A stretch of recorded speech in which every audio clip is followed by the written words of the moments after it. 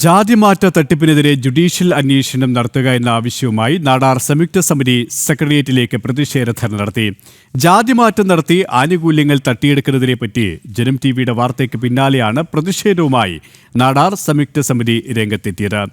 നിയമം ദുരുപയോഗം ചെയ്ത് സംസ്ഥാനത്ത് പലയിടങ്ങളിലും ജാതിമാറ്റവും മതം മാറ്റവും നടക്കുന്നതിന് തെളിവുകൾ പുറത്തുവന്നതിന് പിന്നാലെയാണ് പ്രതിഷേധം ശക്തമാകുന്നത്.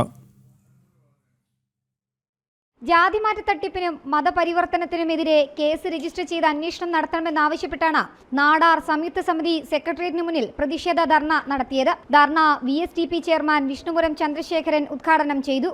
1947 മുൻപ് ലത്തീൻ സഭ വിശ്വാസികളായി ചേർന്നവർക്കും അവരുടെ പിൻതലമുറക്കാർക്കും മാത്രമേ ലത്തീൻ സഭ സർട്ടിഫിക്കറ്റ് നൽകാവൂ എന്ന നിയമം നിലനിൽക്കവെയാണ് ജാതിമാറ്റ അട്ടിമറി നടക്കുന്നതെന്നും പരാതികൾ ഉയരുകയാണ്. ജനിച്ച ജാതി മാറാൻ ഒരു സ്ഥലത്തും ആർക്കും അവകാശമല്ല. ബൈ ബർത്ത് ജനിച്ച ദിവസം അന്ന് എന്താണ് എഴുതുന്നത് അത് തന്നെയാണ് ജാതി. ഇത് അവിടുന്ന് നാടാർ ഹിന്ദു ആയിട്ടുള്ള ആളിനെ ഡയറക്റ്റ് ലാത്തിൻ കത്തോലിക്ക എന്ന ജാതിയിലോട്ട് മാറ്റുന്നു. എന്ത് കഷ്ടം!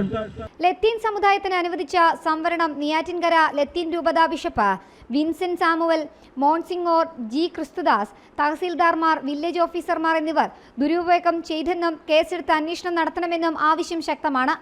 നിയമം ദുരുപയോഗം ചെയ്ത് സംസ്ഥാനത്ത് പലയിടങ്ങളിലും ജാതിമാറ്റവും മതം മാറ്റവും നടക്കുന്നതിന്റെ തെളിവുകൾ ജനം TV പുറത്തു കൊണ്ടുവന്നതിന് പിന്നാലെയാണ് പ്രതിഷേധവുമായി നാടാർ സംയുക്ത സമിതി രംഗത്തെത്തിയത്. ജനം, തിരുവനന്തപുരം.